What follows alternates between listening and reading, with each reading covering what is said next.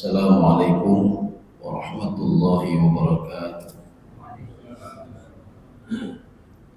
Alhamdulillahi rabbil alamin. Wassalatu wassalamu ala ashrafil anbiya'i wal mursalin wa ala alihi wa ashabihi ajma'in. Raditu billahi rabba wa bil islami dina wa bi Muhammadin nabiyya wa rasulah. Rabbi shrah li sadri wa yassir li amri wahlul 'uqdatam min lisani yafqahu qawli. Allahumma ij'al jam'ana hadha jam'an marhuma wa tafarruqana min ba'dihi tafarruqan ma'suma. Kaum muslimin dan muslimat sidang jamaah subuh yang dirahmati Allah Subhanahu wa taala. Kita lanjutkan kajian pada tafsir Al-Baydawi. Kita memasuki surah Al-Baqarah ayat 135. Jadi sebelum kita lanjut ayat 135, kita ingin lihat munasabah pada ayat sebelumnya.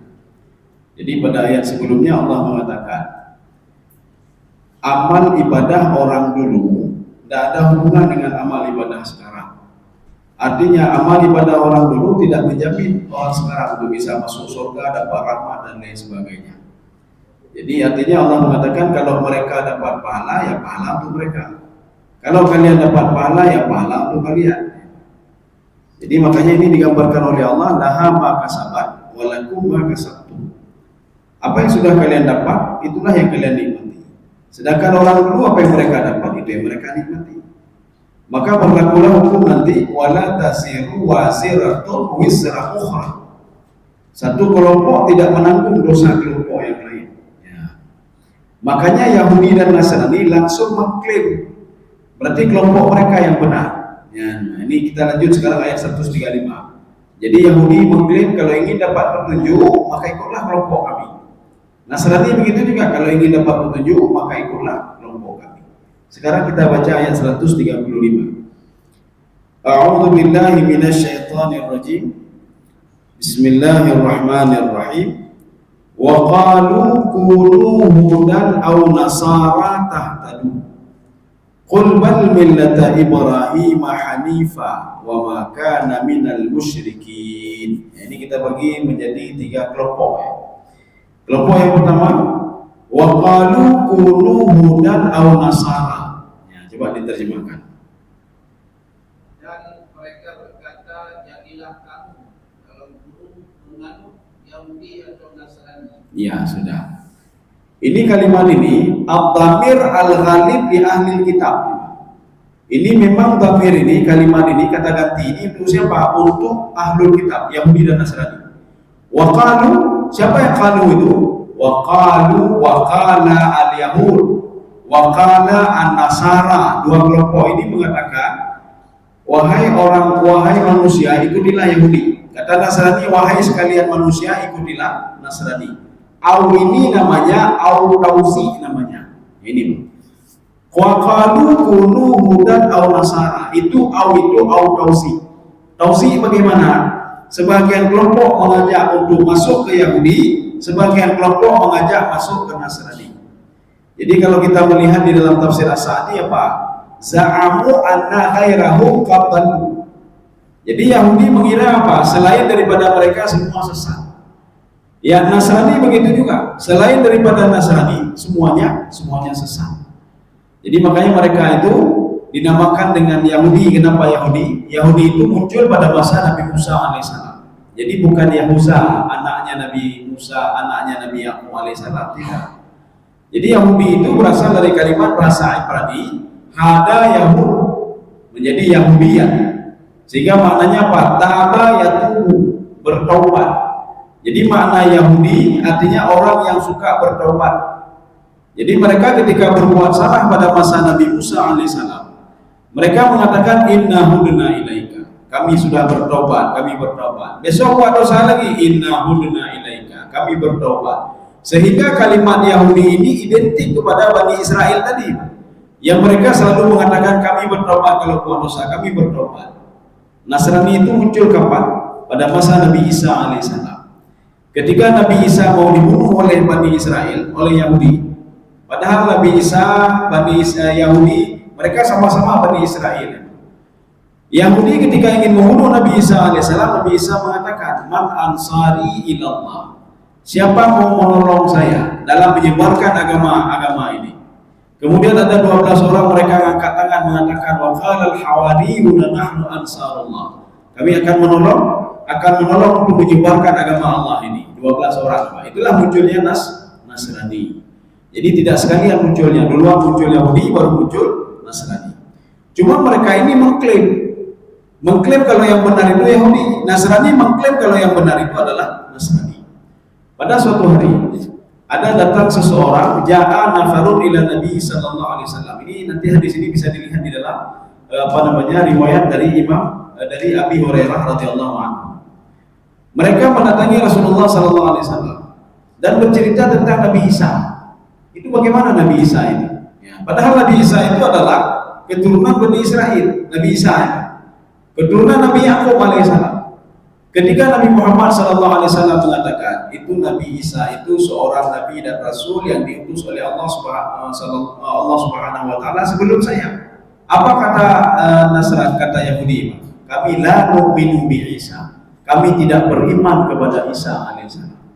Yaitu kelompok Yahudi. Padahal mereka sama-sama keturunan Bani Israel.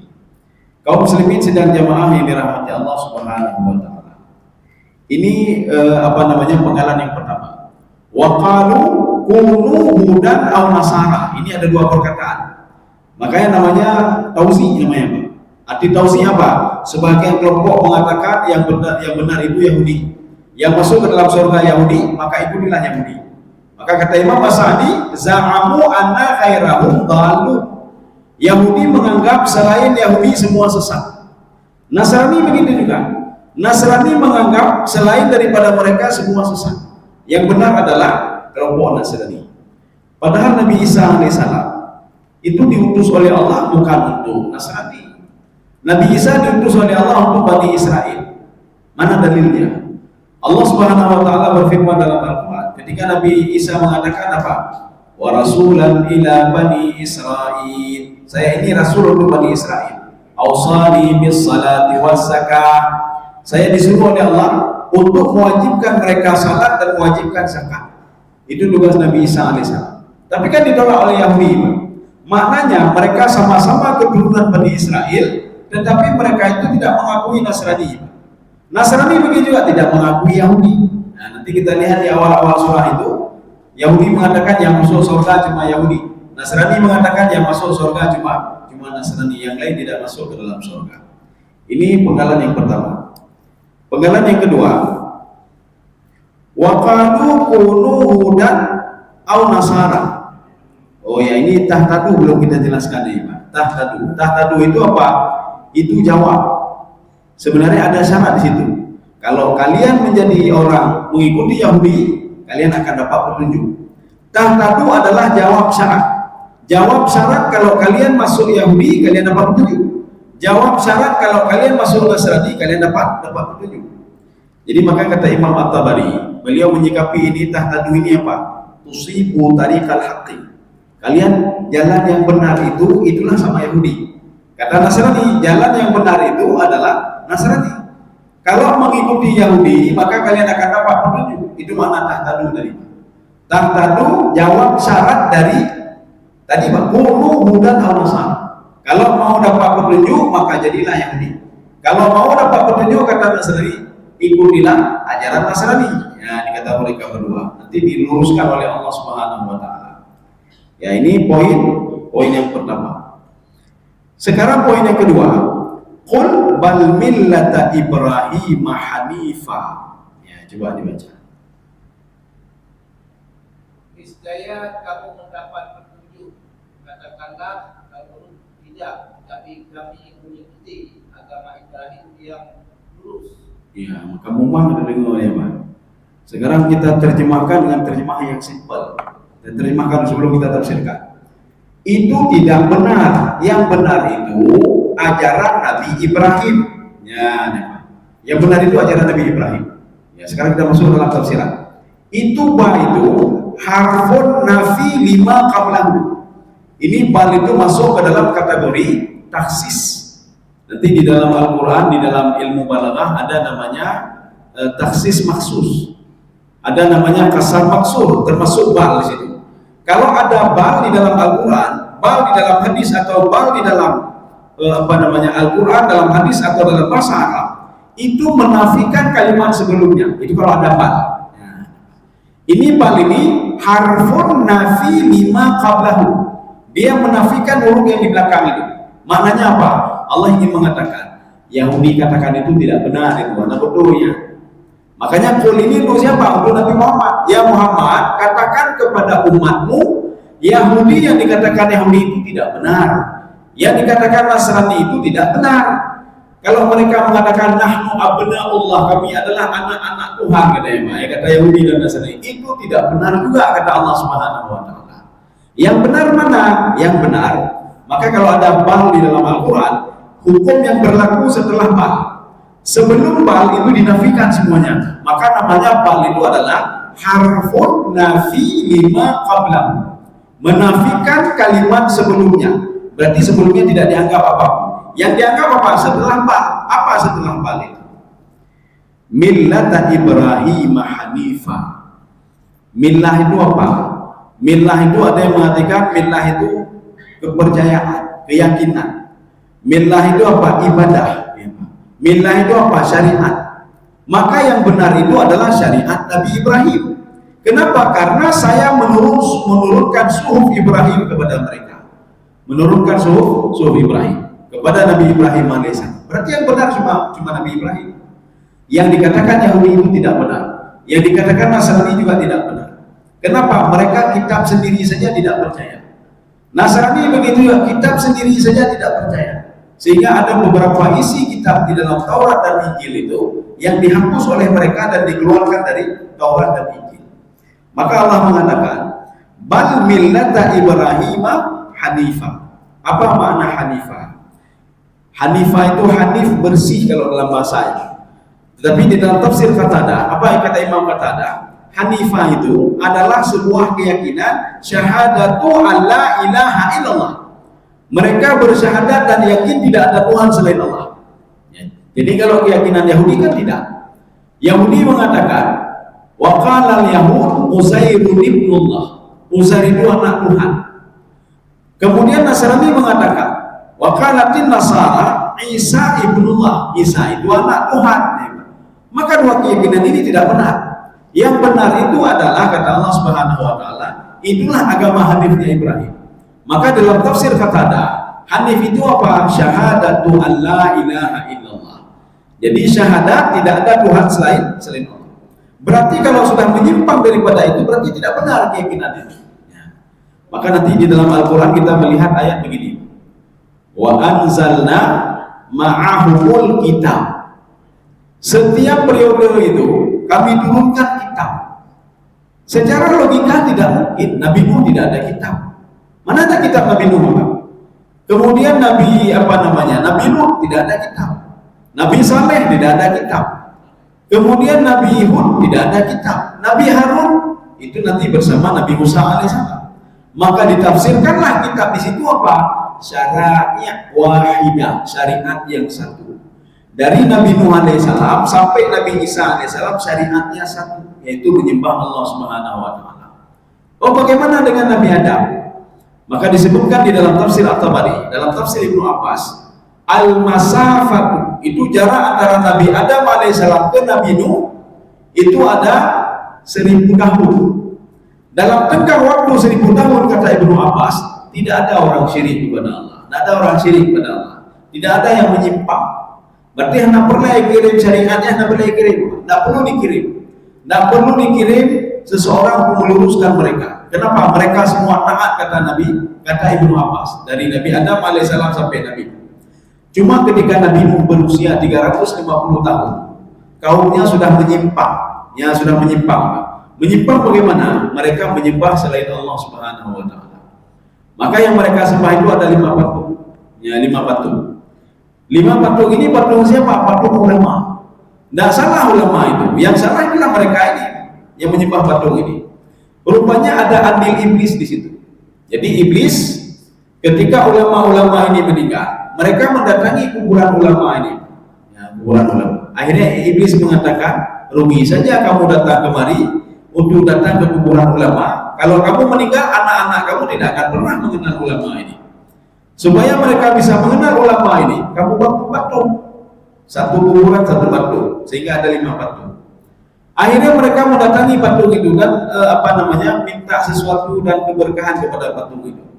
Sehingga iblis mengatakan, ini sudah ada patung di depan, kalian sembah saja, bukti ta'zim. Ta'zim itu apa? Kalian itu mengagungkan dia sebagai seorang ulama. Ini ta'zim itu, ketembah. Akhirnya sudah menjadi kebiasaan, mereka menganggap patung itu sebagai keberkahan. Maka Allah mengutus Nabi Musa, Nabi Nuh alaihissalam pada usia 350 tahun menjadi seorang nabi untuk mengajak mereka tidak menyembah patung lagi. Inilah yang dikatakan dengan syara'i wahidah, syariatnya satu. Inilah yang dimaksudkan dengan makna hanifah. Yang benar itu adalah, ya kata Allah Subhanahu wa taala, bukan Yahudi, bukan Nasrani. Bagaimana Nasrani itu benar kalau mereka menganggap Nabi Isa sebagai Tuhan? Bagaimana Yahudi itu benar kalau mereka menganggap Uzair sebagai Tuhan? Maka itu kan tidak benar, itu tidak benar. Maka yang benar itu adalah agama Hanif. Agama Hanif apa? Imam Qatadah mengatakan agama yang dia itu bersaksi tidak ada Tuhan selain Allah. Itu agama Hanif namanya. Hanif juga diterjemahkan dengan muyul. Muyul itu kecenderungan. Muyulu ilal haqqi, kecenderungan kepada kebaikan. Jadi Allah ingin mengatakan, daripada kalian mengikuti Yahudi dan Nasrani, lebih baik mengikuti Nabi Ibrahim. Oh, Yahudi dan Nasrani mereka ada kitab Taurat, mereka ada kitab Injil. Untuk apa kitab Taurat dan Injil kalau mereka sendiri tidak percaya kepada Taurat dan kepada Injil? Pada suatu hari Abdullah bin Salam memanggil 2 keponakannya. Abdullah bin Salam sudah masuk Islam dan memanggil 2 keponakannya dan mengatakan apa? Aku fi Taurat. Kalian tahu nggak isi Taurat? Akan saya katakan, saya beritahukan kepada kalian berdua isi Taurat. Isi Taurat itu, Annallaha arsala rasulan min waladi Ismail. Allah mengirim seorang rasul dari anaknya Nabi Ismail, bukan Nabi Ishak. Itulah namanya Ahmad. Barang siapa yang mengikutinya, fakat hudiyah. Itu isi Taurat ya Pak. Jadi isi Taurat itu mengajak kepada penganut Taurat itu untuk mengakui Nabi Muhammad SAW ada di dalam Taurat. Famanittaba'ahu faqad hudiyah. Barang siapa yang mengikuti Ahmad itu, Muhammad itu, dia akan dapat petunjuk. Dan barang siapa yang membangkang faqad lu'ina, dia sudah dilaknat oleh Allah Subhanahu wa taala. Ini isi Taurat. Tetapi mereka tidak percaya kepada Taurat. Mereka tetap percaya Nabi terakhir itu berasal dari Bani Israel, bukan dari keturunan Nabi Ismail alaihissalam. Tapi dalam Taurat seperti itu. Begitu juga Nabi Isa alaihissalam memberitahukan kepada Bani Israel. Apa kata Nabi Isa alaihissalam? Ja'akum rajulun rasyid yurshidukum ilal haqqi yatakallamu bima yasma'. Nanti akan datang seorang laki-laki setelah saya. Dia itu akan memberikan petunjuk kepada kalian. Dan dia itu berbicara tidak sembarangan, kata Nabi Isa alaihissalam. Dia berbicara terhadap wahyu yang diwahyukan kepada beliau. Dengan itulah beliau bicara, ngomong. Jadi tidak sembarangan. Ini yang dimaksudkan dengan Hanif di sini. Kalau Hanif di sini dalam tafsir Baydawi, ai ma'ilan anil batil ilal haqqi. Jadi agama Hanif yang dimaksud ini adalah sesuatu hal yang cenderung kepada yang hak dibandingkan yang batil. Maka kalau yang Nasrani itu batil, itu batal. Kemudian Yahudi juga batil, itu keyakinan yang batil itu. Masa sudah ada di dalam Taurat itu hukum cambuk tapi mereka tidak mau melaksanakannya. Sudah ada hukum potong tangan di dalam Taurat, mereka tidak mau melaksanakannya. Demikian pula di dalam Injil dan di dalam Injil itu kan ada hukum potong tangan. Ada hukum rajam di situ, cuma sudah dikeluarkan oleh mereka dari situ. Bagaimana mau mengatakan itu sebuah keyakinan yang baik kalau mereka sendiri yang mengubah dan mengotak-atik isi Taurat dan Injil? Maka lebih bagus lagi ya kembali ke Ibrahim, karena Ibrahim itu agama keyakinan Hanif. Hanif itu ma'il ila haqq. Ya. Sudah, ini poin. Oh ya, sekarang kita lihat di dalam tafsir Al-Wasit. Apa itu Hanif? Hanif itu istiqamah. Istiqamah itu apa? Tidak berubah-berubah. Maka Allah ingin mengatakan kalau ingin melihat keyakinan yang benar, lihatlah keyakinan Nabi Ibrahim alaihissalam bersama kitab beliau, yaitu suhuf Ibrahim. Itu namanya istiqamah. Istiqamah juga dimaknai di dalam surah Al-Fatihah itu dengan siratal mustaqim. Maka di dalam tafsir At-Tabari ketika ditafsirkan ihdinas siratal mustaqim. Apa itu siratal mustaqim?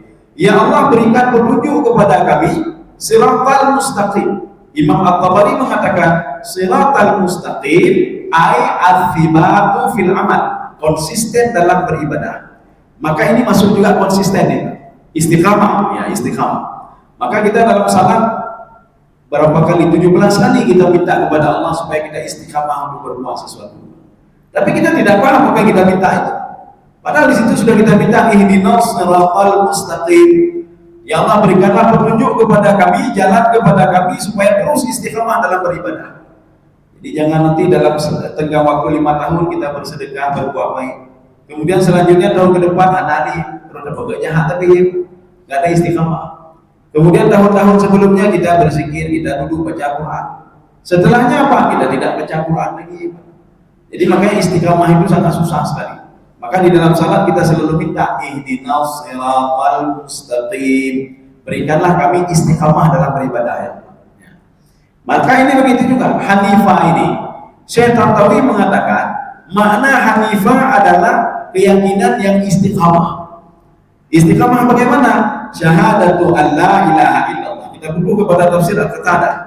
Maka Imam Qatadah mengatakan Hanifah itu bersyahadat, yakin tidak ada Tuhan selain Allah Subhanahu wa taala. Itulah yang benar kata Allah Subhanahu wa taala. Untuk apa dikirim Taurat kepada mereka kalau mereka tidak mengenal Allah Subhanahu wa taala?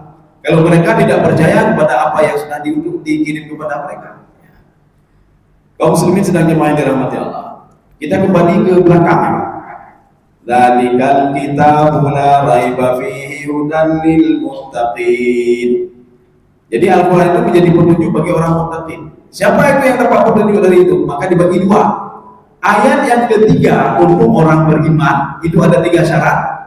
Kemudian ayat yang keempat untuk Yahudi dan Nasrani dengan 3 syarat juga.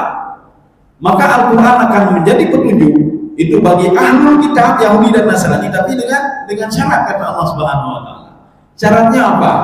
Dia beriman kepada Al-Quran yang aku turunkan kepadamu ya Muhammad. Ini satu syaratnya. Syarat yang kedua, dia yakin kepada kitab yang diturunkan sebelum Al-Quran, Taurat dan Injil. Masalahnya mereka tidak yakin kepada Taurat dan Injil. Syarat yang ketiga, wabil akhiratihum yuqinun. Sebagian kiraan membaca yuqinun. Mereka ini masalahnya Yahudi dan Nasrani. Mereka tidak yakin kepada hari kebangkitan. Kalau mereka lakukan 3 syarat ini, Al-Quran akan memberikan petunjuk kepada mereka dengan izin Allah Subhanahu wa taala. Kita demikian juga. Maka ayat 3, maka sebagian nanti di dalam terjemahan itu diterjemahkan apa? Syarat untuk dapat petunjuk dari Al-Quran syaratnya ada 6. Ya, padahal 3 untuk orang beriman, 3 untuk ahlul kitab, untuk Yahudi dan Nasrani. Ya, kita cukup 3 syarat saja. Kadang sebagian orang baca Quran hantam demi petunjuk, tidak pernah dapat petunjuk dia. Setiap hari baca Quran, oh hati ini biasa saja. Tengah malam baca Quran juga biasa saja hati ini. Padahal Allah sudah mengatakan kalau kamu ingin ketenangan jiwa bacalah Quran, maka hantam tenang jiwa. Karena 3 syarat tidak ada. Apa 3 syarat itu? Pertama, beriman kepada hal gaib. Yakin tak kita kepada Allah? Yakin tak kita kepada pahala yang diberikan oleh Allah? Yakin nggak terhadap sanksi yang diberikan oleh Allah kalau kita berbuat maksiat? Hanya yakin, hanya paham dengan petunjuk dari Al-Quran. Yang kedua, iqamatus salah, mendirikan salat. Nah, ada temayang, temayang kalau kita tidak paham apa makna salat itu.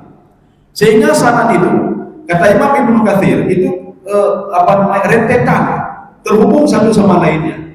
Dari berwudunya bagaimana, dari bersuci bagaimana. Jadi bukan takbir saja. Kalau takbir saja anak kecil pun bisa juga dari takbiratul ihram sampai salam. Wudu bersuci tidak ada perluan ya Pak. Makanya apa? Dari bersuci. Bagaimana berwudu? Kalau wudu sudah benar, insya Allah yang lain benar juga. Ini wudu tidak benar, salat benar. Bagaimana bisa salatnya benar kalau wudu tidak benar? Fatihahnya benar, rukunya benar, sujudnya benar, menjaga waktu salatnya. Ada nggak sama kita? Oh, kalau tidak ada berarti diragukan Al-Quran itu bisa menjadi petunjuk bagi kita, membawa ketenangan jiwa. Yang ketiga apa? Bekrit dan bekrit, bersedekahlah. Insya Allah dengan 3 syarat ini kita akan dapat petunjuk dari Al-Quran. Jadi asarnya ada, pada baca bahkan kita mau latih dan mau. Kalau sudah ada 3 syarat tadi. Tapi kalau kita syarat 2 saja ada, syarat yang ketiga ada. Kering. Maka Al-Quran itu tidak membekas sedikit pun di hati orang yang membacanya. Jadi makanya Rasulullah mengatakan, orang baca Quran itu ada 3. Yang pertama, mangkara Al-Quran wa angkara bihi. Ada orang baca Quran dan dia tidak yakin apa dalam Al-Quran itu. Anak yakin, dia baca ada ngelak. Ada yang nanya azimnya, alah anak kulit gitu. Aneh nanya. Kemudian yang kedua, mangkara Al-Quran wa saddaqa bihi. Ada orang baca Quran dan dia yakin apapun yang ada dalam Al-Quran, termasuk sesuatu yang tidak masuk dalam otaknya. Yang ketiga, mangkara Al-Quran wa ya'kulu minhu. Dia baca Quran tetapi apa? Cari makan dari Al-Quran itu. Cari makannya. Jadi kalau ingin cari makan, buka Al-Quran ya Pak. Ya, buka Al-Quran. Maka kelompok yang pertama dan ketiga itu kelompok yang dilaknat oleh Allah Subhanahu wa taala. Bagaimana mau dapat petunjuk kalau niat sudah lain ya Pak? Ya. Kaum muslimin sedang jemaah yang dirahmati Allah. Sekarang poin yang ketiga. Wa ma kana minal musyrikin. Ya, coba dibaca. Dan dia tidak termasuk golongan orang-orang yang Itu dia itu siapa? Ya, Nabi Ibrahim. Jadi Allah mengatakan ikutlah Ibrahim. Kenapa? Wa maka minal musyrikin. Nabi Ibrahim itu tidak syirik. Beda dengan kalian Yahudi. Kalian sudah ada kitab Taurat, kalian syirik lagi. Maka Yahudi itu 2 gelarnya Pak, musyrik sama kafir. Nasrani 2, musyrik sama kafir. Kenapa musyrik? Karena dia mensekutukan Allah dengan yang lain. Jadi mereka mengatakan Uzair itu anak Tuhan. Sedangkan Nasrani mengatakan Masih ibnullah, itu sebagai Nabi Isa anak Tuhan. Kenapa? Karena tidak ada ayah. Nabi Uzair kenapa? Tidur 100 tahun dan dia bisa bangkit kembali. Kan anak Tuhan ya. Kemudian yang kedua, kenapa dikatakan kafir? Kafir itu di dalam bahasa Arabnya kafara yakfuru kufrun. Maknanya apa? Menggali sesuatu, menanam sesuatu, kemudian menutup kembali. Itu makna kufur.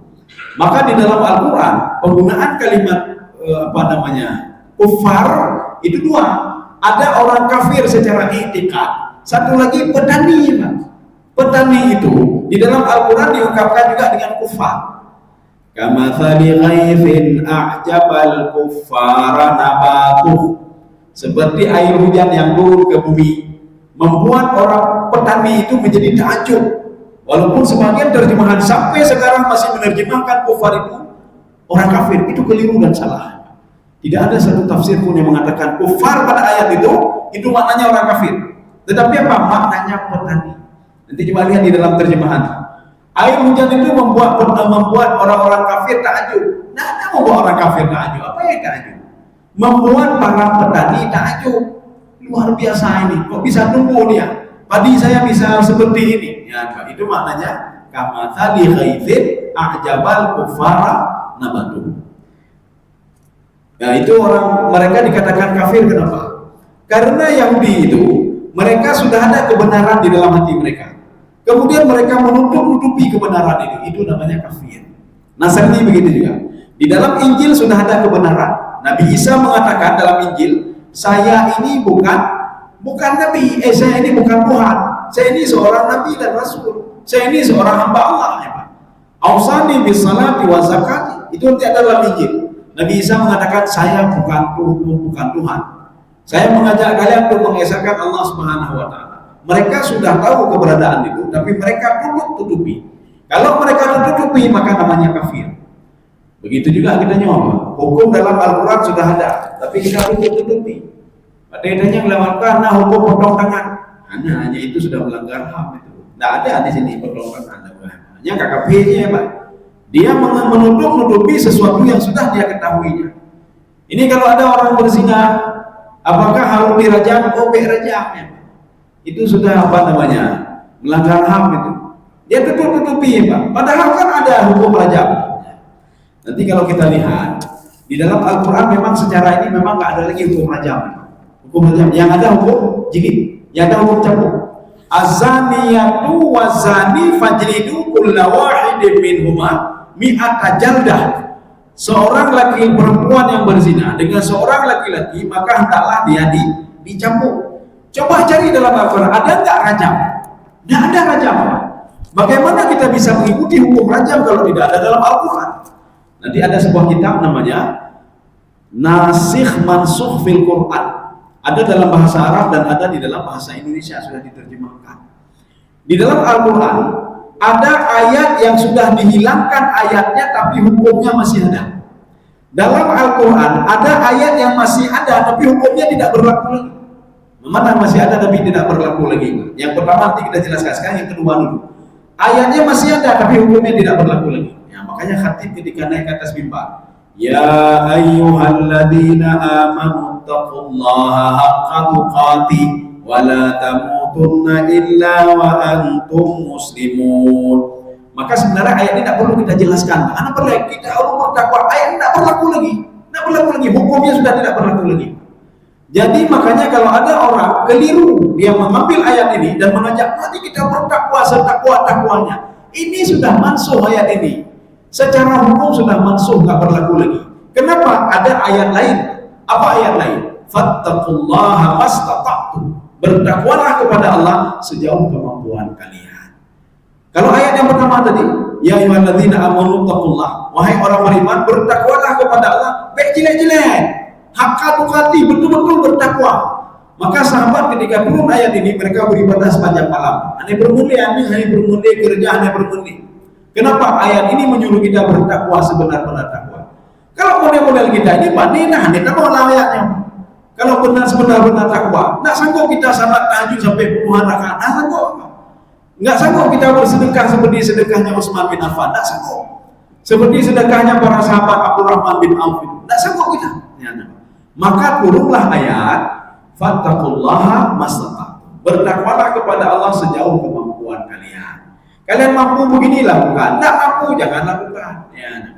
Maka ketika disuruh naik haji, wa atimul hajja wal umrata lillah, sempurnakanlah haji dan umrah. Ya Allah, kita mau berangkat haji pengkan, berangkat. Ya. Tapi kalau kita berpegang kepada ayat yang pertama, harus mencapai untuk berangkat. Ya, harus mencapai. Umma Yohana bicara lagi. Berarti kalau kalian gunakan duit untuk yang lain berarti berdosa. Ya. Kenapa? Karena tidak berangkat hajinya. Kata gitu. Makanya berlaku ayat fattaqullaha mastata'tum. Sekarang yang pertama, ayatnya tidak ada lagi di dalam ini, tetapi hukumnya masih berlaku. Mana ayatnya?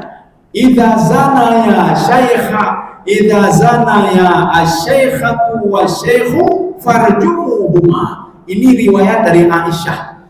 Jadi Aisyah mengatakan, ada ayat Al-Qur'an yang sudah dihilangkan tapi masih berlaku hukumnya, hukum rajam.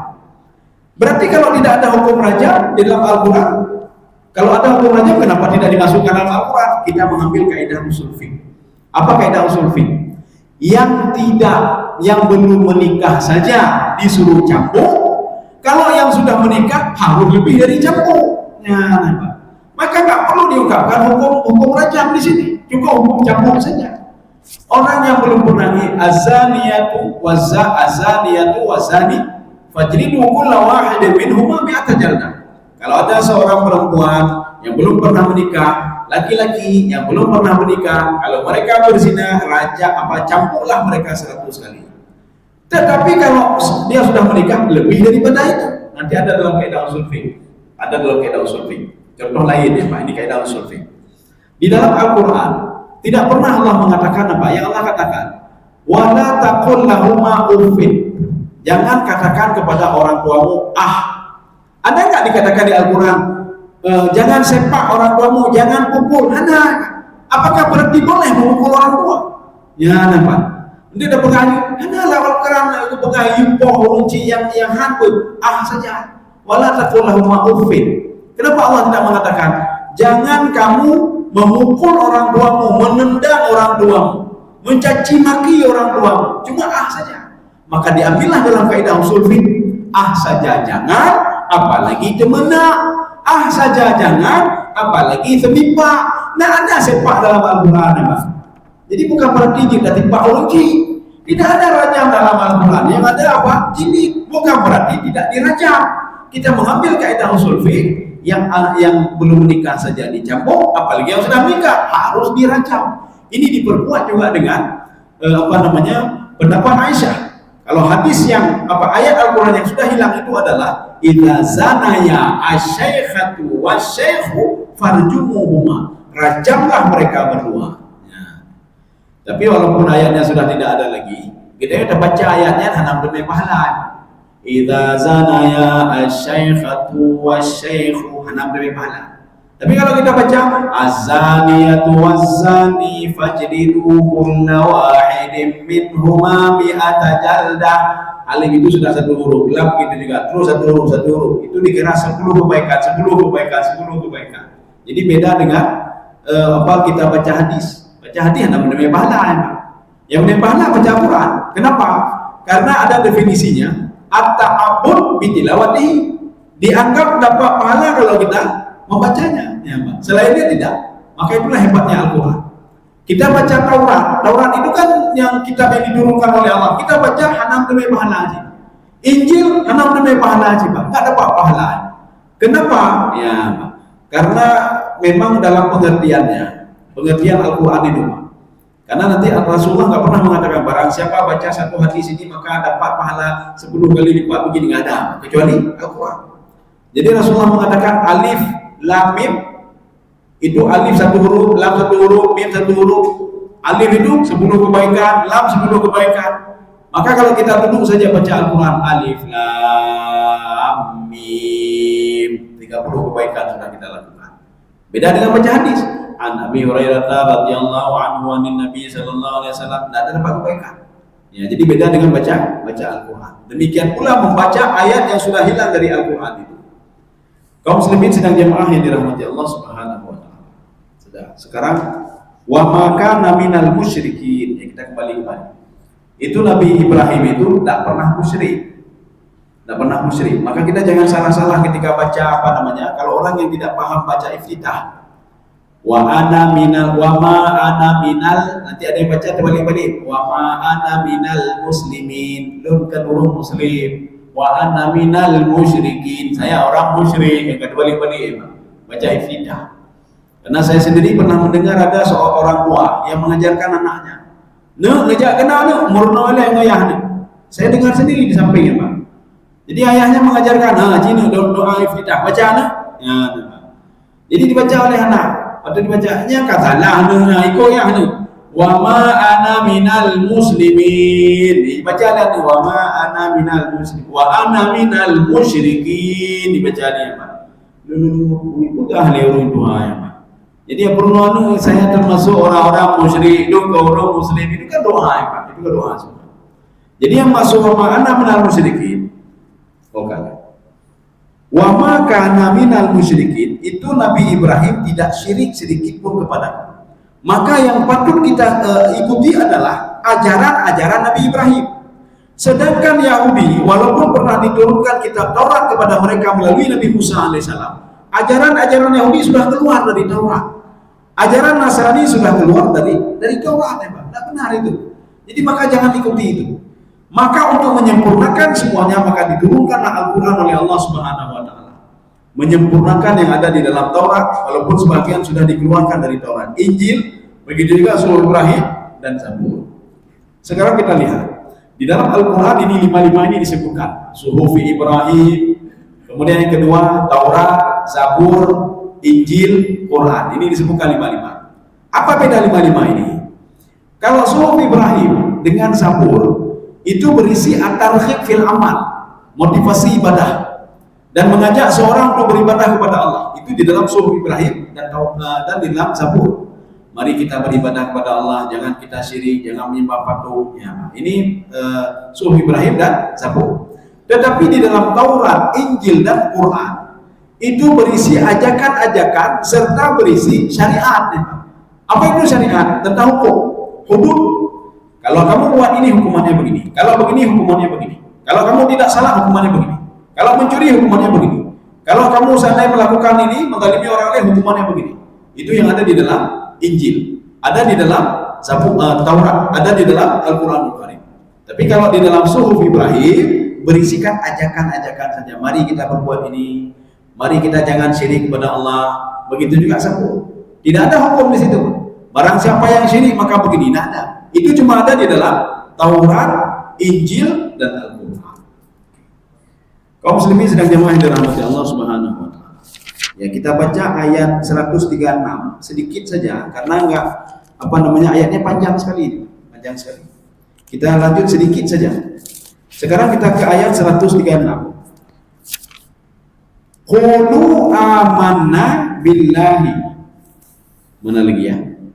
Wa ma unzila ilaina. Ya, segitu saja. Ini ada 2 penggalan. Ya, coba dibaca.